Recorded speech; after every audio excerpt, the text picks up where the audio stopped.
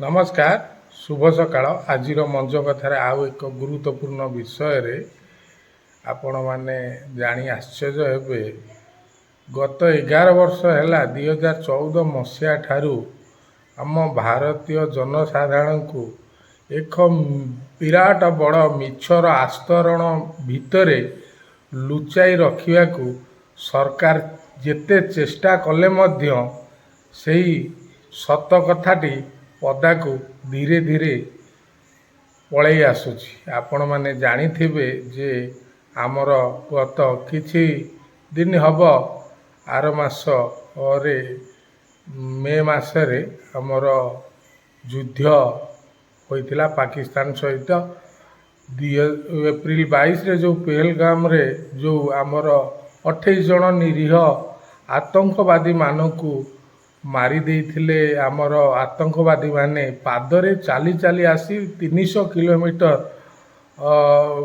भितर को पशिकी से माने 28 जन निरीह पर्यटक मानकू मारी थिले। पुणी धर्म पचारी सेही प्रतिवाद रे आमर स्ट्राइक करा जाइथिला मे मासरे एवं एही स्ट्राइक आतंकवादी 9टी आडा उपरे भारत सरकार सूचना देते 9टी आडा उपरे सूचना देते निश्चिंत भाव बहुत विपुल परिमाण में पाकिस्तान क्षति हम ए मात्र सन्देह ना किंतु जेतेबेले सारा विश्व चाहूला जे सारा विश्व चाहूला एवं चाहूची मध्य जे आम विश्व आतंकवादी मानकर समूले ध्वंस हो जेतेबेले यही घटनाटी आम भारत में घटिला सेतेबेले समस्ते यही आतंकवादी आक्रमण पाई बहुत कड़ा भाषा रे निंदा कले एवं आतंकवादी मानकू समूले नाश पाई मध्य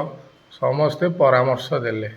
किंतु दुख विडंबनार विषय या जे किंतु भारत सांगेरे आमर कौनसी देश युद्ध करिया पाई समर्थन देले नाही। यह आम वैदेशिक नीतिर निहाती भावे एक विराट विफलता कहिले भूल हेब ना।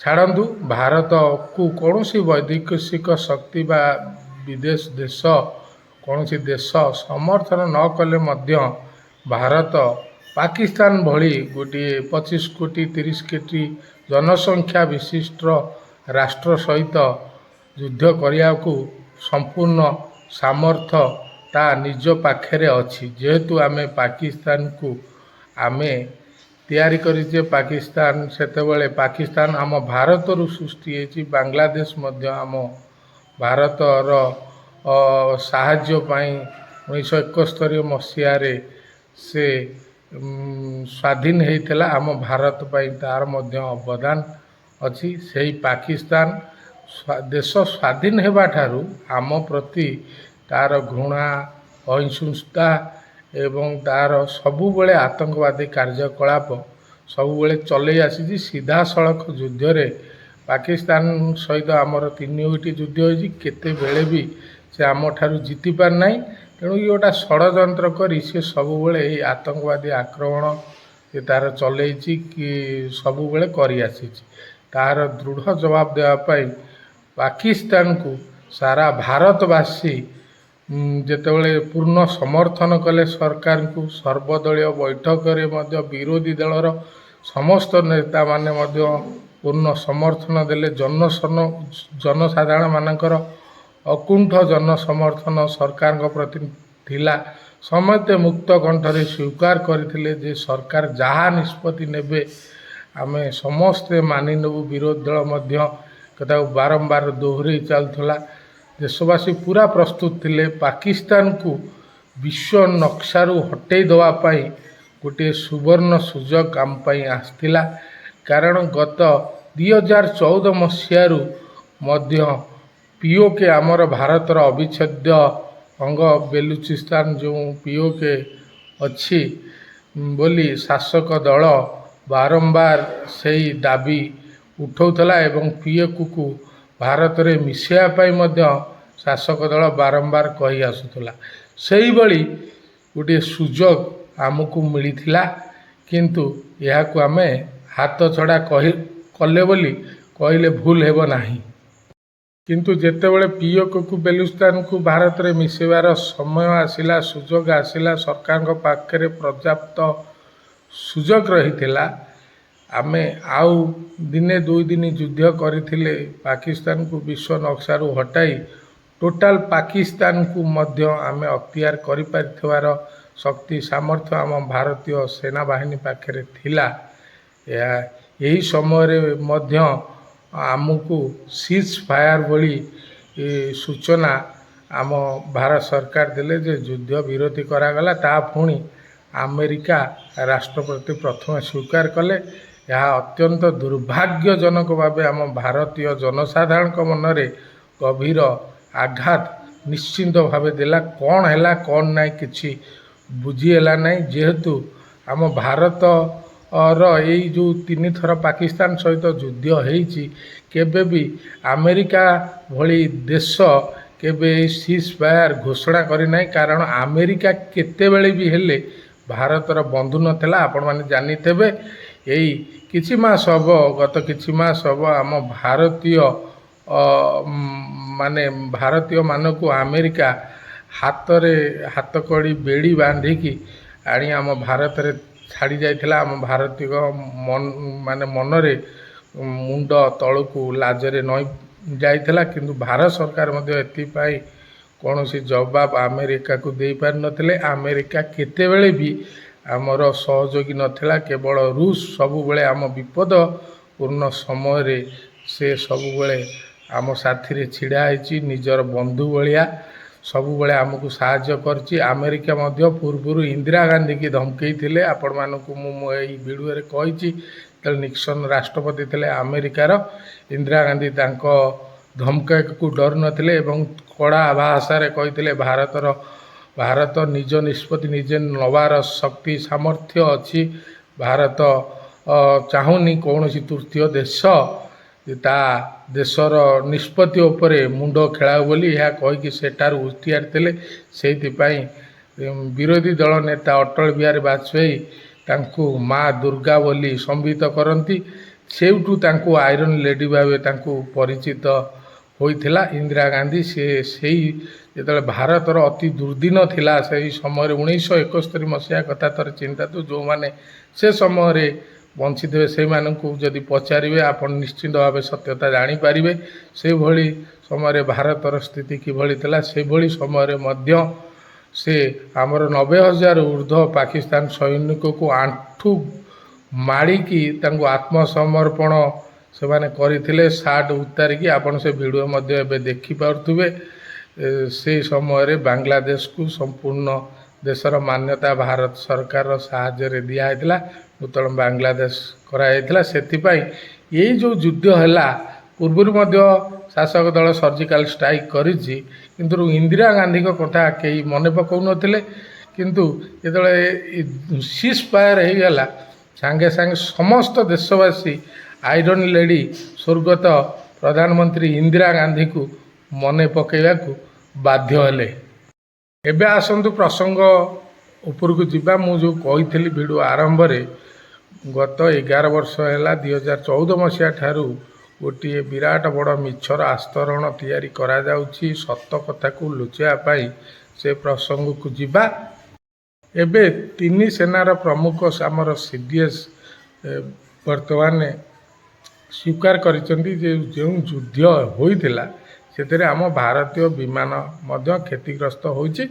କିନ୍ତୁ ପାକିସ୍ତାନ ଯେଉଁ କହୁଛି ଯେ 6ଟି ବିମାନ ଆମର କ୍ଷତିଗ୍ରସ୍ତ ହେଉଛି, ତାହା ସତ୍ୟ ନୁହେଁ। କିନ୍ତୁ ଏଇ କଥା ମଧ୍ୟ ସେଇ ଶାସକ ଦଳର ଜଣେ ପୂର୍ବତନ ସାଂସଦ ସୁବ୍ରମଣ୍ୟମ ସ୍ୱାମୀ ଯେ ଆମ ଭାରତର 5ଟି ବିମାନ କ୍ଷତିଗ୍ରସ୍ତ ହୋଇଛି ବୋଲିକି ଟୋଟାଲ ସେ କହୁଥିଲେ ଏବଂ ସେ କଥା ସୋସିଆଲ ମିଡ଼ିଆରେ ଚାରିଆଡ଼େ ଚର୍ଚ୍ଚା ମଧ୍ୟ ହୋଇଥିଲା। କିନ୍ତୁ ଭାରତ ସରକାର ଏ ପର୍ଯ୍ୟନ୍ତ ସିଜ୍ ଫାୟାର କାହିଁକି ହେଲା, କ'ଣ ପାଇଁ ହେଲା, କ'ଣ ଚୁକ୍ତି ରହିଲା, ଏବେ ବି ମଧ୍ୟ ଦେଶବାସୀକୁ ଆମ ଭାରତ ସରକାର ବୈଦେଶିକ ମନ୍ତ୍ରୀ, ପ୍ରତିରକ୍ଷା ମନ୍ତ୍ରୀ, ପ୍ରଧାନମନ୍ତ୍ରୀ, ଗୃହମନ୍ତ୍ରୀ ସମସ୍ତେ ଆମମାନଙ୍କୁ ଅନ୍ଧାରରେ ଏବେ ବି ରଖିଛନ୍ତି।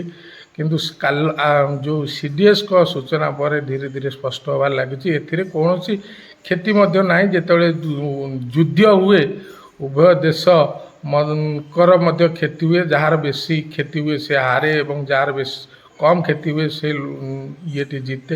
ଏଠି ପ୍ରଶ୍ନ ଉଠୁଛି ଯେ ପାକିସ୍ତାନ ଏ ଯୁଦ୍ଧ ସମୟରେ ଦୁଇ ଥର IMFରୁ ବିଶ୍ୱ ବ୍ୟାଙ୍କରୁ ଋଣ ଆଣିବାରେ ସକ୍ଷମ ହେଲା। ଏହା ମଧ୍ୟ ଆମ ବିଦେଶ ନୀତିର ଆଉ ଏକ ବିଫଳତା। ତା ସହିତ ସେ ତା ପାକିସ୍ତାନରେ ମଧ୍ୟ ବିଜୟ ଉଲ୍ଲାସ ପାଳନ କରୁଛି। ଏଇଟା ସବୁଠୁ ଆମ ଭାରତୀୟ ଜନସାଧାରଣ ମନରେ ବହୁତ କଷ୍ଟ ଦେଉଛି। ଏହାର କାରଣ କ'ଣ ଏପର୍ଯ୍ୟନ୍ତ ଆମ ଭାରତବାସୀ ଆମେ ବୁଝିପାରୁନାହୁଁ। ଯୁଦ୍ଧକୁ ନେଇ ଯୁଦ୍ଧ ହେବା ଦିନଠାରୁ ଆଜି ପର୍ଯ୍ୟନ୍ତ ଭିନ୍ନ ଭିନ୍ନ କଥା ଶୁଣିବାକୁ ମିଳୁଛି। କାହା କଥା ସତ କାହା କଥା ମିଛ। ମଣିଷ ସବୁବେଳେ ଦ୍ୱନ୍ଦାତ୍ମକ ପରିସ୍ଥିତିକି ପଳେଇ ଯାଉଛି ଯେ ସତ ମିଛର। ଆମ ମିଡ଼ିଆ ତ ସେତେବେଳେ ଏତେ ଜୋରରେ ପ୍ରଚାର କଲା ଯେ ଆମେ ଟୋଟାଲ ପାକିସ୍ତାନକୁ ଆମେ ଜିତି ଯାଇଛେ। ମିଡ଼ିଆର ସମ୍ପୂର୍ଣ୍ଣ ସହଯୋଗ ଯେମିତି ଭାରତବାସୀଙ୍କର ଥିଲା, ମିଡ଼ିଆର ସମ୍ପୂର୍ଣ୍ଣ ସହଯୋଗ ଥିଲା ଏବଂ ଲାହୋର ଠୁ ଲଗାଇଛି କରାଚି ଠୁ ପାକିସ୍ତାନ ପର୍ଯ୍ୟନ୍ତ ଆମ ଭାରତୀୟ ସେନା ମାନେ ଦଖଲ କରିଛି ବୋଲି ଗୋଟେ ମିଥ୍ୟା ଖବର ଆମ ମେନଷ୍ଟ୍ରିମ୍ ମିଡ଼ିଆରେ ମଧ୍ୟ ପ୍ରଚାର କରାଗଲା। ଏହା ସତ୍ତ୍ୱେ ଯେତେବେଳେ ସିଜ୍ ଫାୟାର ଘୋଷଣା ହେଲା ସମସ୍ତ ଭାରତୀୟମାନଙ୍କ ମନରେ ଗୋଟେ ଗଭୀର କଷ୍ଟ ଯନ୍ତ୍ରଣା ଅନୁଭୂତ ହେଲା। କାରଣ ଆମେ ଗୋଟିଏ ସୁଯୋଗ ହାତଛଡ଼ା କଲେ। ତେଣୁ ଏବେ ବି ସମୟ ଅଛି। ଭାରତ ସରକାର ସବୁବେଳେ ସତ କଥା ଯାହା ଯୁଦ୍ଧ ଏବଂ ସେନାବାହିନୀକି ନେଇ କୌଣସି ମିଥ୍ୟା ଗୁଜବ ଯେପରି ଭାବେ ନ ଆସୁ ଏବଂ ଆମ ଭାରତୀୟ ଯେହେତୁ ଆମେ 145 କୋଟିର ଦେଶର ଭାରତ, ସମସ୍ତ ଜନସାଧାରଣ ସମସ୍ତେ ଟ୍ୟାକ୍ସ ଦେଉଛନ୍ତି। ଯୁଦ୍ଧ ହେଇଥିଲେ ମଧ୍ୟ ସମ୍ପୂର୍ଣ୍ଣ ଭାବେ ସାହାଯ୍ୟ କରିଥାନ୍ତେ। ଏହା ଆମ ଭାରତୀୟମାନଙ୍କୁ ଗୋଟେ ରାଷ୍ଟ୍ରଭକ୍ତ ଭାରତୀୟମାନଙ୍କୁ ଏହା ଜଣା। ଏହା ସତ୍ତ୍ୱେ ମଧ୍ୟ ପାକିସ୍ତାନର ଦାଦାଗିରି କମିନି। ଏଇଭଳି ସିଜ୍ ଫାୟାର ହେବା ଦ୍ୱାରା ପାକିସ୍ତାନର ଆତ୍ମବଳ ମନୋବଳ ହୁଏତ ବୃଦ୍ଧି ପାଇଥାଇପାରେ, ଏହା ନ ହେଇଥାଇପାରେ, କିନ୍ତୁ ମୋତେ ଯାହା ଲାଗୁଛି ଏହା ମୋର ବ୍ୟକ୍ତିଗତ ମତ। ଏବେ ବି ସମୟ ଅଛି ପାକିସ୍ତାନକୁ ଟୋଟାଲ ବିଶ୍ୱ ନକ୍ସାରୁ ହଟେଇ ଦେବାର ସମୟ ଆସୁଛି। କେବଳ ପାକିସ୍ତାନ ଆମ ପାଇଁ ସବୁବେଳେ ଗୋଟେ କଣ୍ଟା ହେଇ ରହିଛି। ଏହା ସହିତ ଆମର ଭାରତ, ଭୁଟାନ, ନେପାଳ, ଶ୍ରୀଲଙ୍କା ସହିତ ଯେଉଁ ବୈଦେଶିକ ନୀତି ଖରାପ ହୋଇଛି ତା ଦେହରେ ମଧ୍ୟ ସୁଧାର ଆସୁ। ଭଲ ଯୋଗ୍ୟ ବ୍ୟକ୍ତି ଆମର ବୈଦେଶିକ ମନ୍ତ୍ରୀ ରୁହନ୍ତୁ। ଏହି ବୈଦେଶିକ ନୀତିର ବିଫଳତା ପାଇଁ ଆମେ ବିଶ୍ୱରେ ଆଜି ମାନେ ଅପମାନଜନକ ନିନ୍ଦିତ ହେଉଛେ, ଯାହା ବିଶ୍ୱ ମିଡ଼ିଆରେ ପ୍ରକାଶିତ ହେଉଛି। ଆମକୁ ନିଶ୍ଚିନ୍ତ ଭାବେ ଏ ଖବର ପଢ଼ିଲା ପରେ, ଆମେ ସୋସିଆଲ ମିଡ଼ିଆରେ ଦେଖିଲା ପରେ ଆମେ ନିଜକୁ ଲଜ୍ଜା ଅନୁଭବ କରୁଛେ ନିଶ୍ଚିନ୍ତ ଭାବେ। ତେଣୁ ଯାହା ହେଇଛି ସବୁ ତ୍ରୁଟିକି ସୁଧାରି ଭାରତ ସରକାର ପୁନର୍ବାର ଆମ ସୈନ୍ୟବାହିନୀର ଯାହା ଆବଶ୍ୟକତା ଅଛି ସେମାନଙ୍କର ତୁରନ୍ତ ପୂରଣ କରାଯାଉ ଏବଂ ଏଥିସହିତ ସେମାନଙ୍କର ଯାହା ଡିମାଣ୍ଡସ୍ ଅଛି ସେମାନଙ୍କୁ ମଧ୍ୟ ପୂରଣ କରାଯାଉ। ତାଙ୍କୁ ଭଲ ଖାଦ୍ୟ, ଆପଣମାନେ ମୁଁ କାହିଁ କହୁଛି ଭଲ ଖାଦ୍ୟ କଥା, ଗୋଟିଏ ରୁଟି ଡାଲି ଦିଆଯାଉଥିବାର ସୋସିଆଲ ମିଡ଼ିଆରେ ଗୋଟିଏ ସୈନ୍ୟବାହିନୀର ଜଣେ ସୈନିକ ଏକଥା ମଧ୍ୟ କହିଥିଲେ। ତାଙ୍କୁ ଭଲ ଖାଦ୍ୟ, ଡ୍ରେସ୍, ତାଙ୍କୁ ଭଲ ବେନିଫିଟ୍ ଦିଆଯାଉ। କାରଣ ସେ ସୁସ୍ଥ ରହିଲେ, ତାଙ୍କ ପରିବାର ସୁସ୍ଥ ରହିଲେ ଆମେ ସମସ୍ତ ଭାରତୀୟ ମାନେ ସୁଖରେ ରହିବା। ତେଣୁ ତାଙ୍କର ଯେଉଁ ଡିମାଣ୍ଡସ୍ ଅଛି ସେଥିରେ କମ୍ପ୍ରମାଇଜ୍ କରା ନଯାଉ ଏବଂ ଯାହା ତ୍ରୁଟି ହେଇଛି ସଜଡ଼ା ଯାଉ। ଏତିକି ଗୋଟିଏ ସଚ୍ଚୋଟ ଭାରତୀୟ ରାଷ୍ଟ୍ରଭକ୍ତ ନାଗରିକ ହିସାବରେ ମୋର ଭାରତ ସରକାରଙ୍କୁ ଅନୁରୋଧ। ଧନ୍ୟବାଦ, ନମସ୍କାର। ଶୁଭ ସକାଳ। ଆଜିର ମଜ କଥାରେ ଆଉ ଗୋଟିଏ ଦୁଃଖଦ ଖବର ଆମ ଭାରତ ପାଇଁ। ଆଜି ସକାଳୁ ସକାଳୁ ଆମେରିକାର ରାଷ୍ଟ୍ରପତି ଆମ ଭାରତରୁ ରପ୍ତାନି ହେଉଥିବା ଆଲୁମିନିୟମ ଏବଂ ଷ୍ଟିଲ ପଦାର୍ଥ ଉପରେ 50% ଟାରିଫ୍ ଲଗାଇଲେ, ଯାହା କେବେ ପୂର୍ବରୁ ଘଟିନଥିଲା। ଯାହାଫଳରେ ଆମର ଆଲୁମିନିୟମ ଏବଂ ଷ୍ଟିଲ ବ୍ୟବସାୟ କରୁଥିବା କମ୍ପାନୀମାନେ, ଶିଳ୍ପପତିମାନେ ପ୍ରଚୁର ପରିମାଣରେ କ୍ଷତି ସହିବେ। ଆମେରିକା ରାଷ୍ଟ୍ରପତି ଯେବେଠାରୁ ଆମେରିକାରେ ଟ୍ରମ୍ପ ନିର୍ବାଚିତ ହୋଇଛନ୍ତି, ଆମ ଭାରତ ପାଇଁ ଏହା ଅଶୁଭ ସୂଚନା ଏ ପର୍ଯ୍ୟନ୍ତ ରହିଆସିଛି। ସେହି ଆମେରିକା ରାଷ୍ଟ୍ରପତିଙ୍କୁ ଦେଖନ୍ତୁ, ଜିତିବା ପାଇଁ ଆମେ ଭାରତରେ ପୂଜାର୍ଚ୍ଚନା କରିବା ସହିତ ତାଙ୍କ ପାଇଁ ସଭା ସମିତି ସମାବେଶ ନମସ୍ତେ ଟ୍ରମ୍ପ ଇତ୍ୟାଦି କରୁଥିଲେ। ସେ କିନ୍ତୁ ତାର ବିପରୀତ ଫଳ ଆମ ଭାରତବାସୀଙ୍କୁ ଦେଉଛନ୍ତି। ଏବେ ସମୟ ଆସିଛି ଆମେରିକାକୁ ମଧ୍ୟ କଡ଼ା ଜବାବ ଦେବାର ସମୟ ଭାରତ ସରକାରଙ୍କ ଆସିଛି, ଆମ ଭାରତୀୟଙ୍କୁ ମଧ୍ୟ ଆସିଛି। ଧନ୍ୟବାଦ, ନମସ୍କାର। ଶେଷରେ ଆଉ ଗୋଟିଏ ଗୁରୁତ୍ୱପୂର୍ଣ୍ଣ କଥା, ସେନାବାହିନୀକି ନେଇ କେତେବେଳେ କୌଣସି ଦଳ ରାଜନୀତି ନ କରନ୍ତୁ। ସେନାବାହିନୀ ଆମ ଭାରତୀୟ ଜନସାଧାରଣ ପାଇଁ ସବୁଠୁ ଉର୍ଦ୍ଧ୍ୱରେ, ସେ ଆମର ଗର୍ବ ଏବଂ ଗୌରବ। ତାକୁ ନେଇ ହୀନ ରାଜନୀତି କରାନଯାଉ, କାରଣ ଏହା ପୂର୍ବରୁ ମଧ୍ୟ କଂଗ୍ରେସ ସରକାର ସର୍ଜିକାଲ ଷ୍ଟ୍ରାଇକ୍ କରିସାରିଛି। ସେ ମଧ୍ୟ ତାର ସୂଚନା ଦେବା ଆରମ୍ଭ କଲାଣି, କାରଣ ଏବେକା ଶାସକ ଦଳ ଯେହେତୁ ସେନାବାହିନୀର ସଫଳତା ଉପରେ ଯେତେବେଳେ ରାଜନୀତି କରିବା ଆରମ୍ଭ କଲା, ସେ ମଧ୍ୟ ତାର ସର୍ଜିକାଲ ଷ୍ଟ୍ରାଇକ୍ର ଲିଷ୍ଟ ଦେଲାଣି। ତେଣୁ ଏହା କୌଣସି ଆମ ଭାରତ ପାଇଁ କେବେ ବି ଶୁଭଙ୍କର ନୁହେଁ। ତେଣୁ ଆମର ସରକାରଙ୍କୁ ଅନୁରୋଧ, ସେନାବାହିନୀକି ରାଜନୀତିରୁ ଉର୍ଦ୍ଧ୍ୱରେ ରଖାଯାଉ।